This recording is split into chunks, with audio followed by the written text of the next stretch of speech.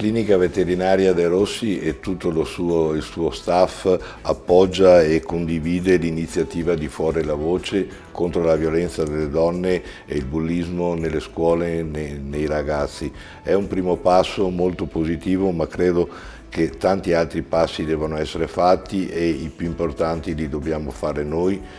che abbiamo soprattutto una certa età, che dobbiamo educare i nostri figli, insegnare ai nostri figli il rispetto, l'educazione,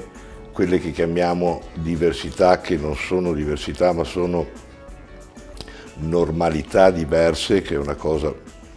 un po' diversa, e soprattutto dobbiamo educarli anche nelle varie sfaccettature dell'amore, che non deve essere mai confuso con quello che è il possesso. Se noi guardiamo ad esempio come i nostri pelosetti, i nostri cani, i nostri gatti, che ormai fanno sempre più parte della vita quotidiana, come ci trasmettono il loro amore, è un amore puro, è un amore incondizionato, è un amore senza fine, senza interessi.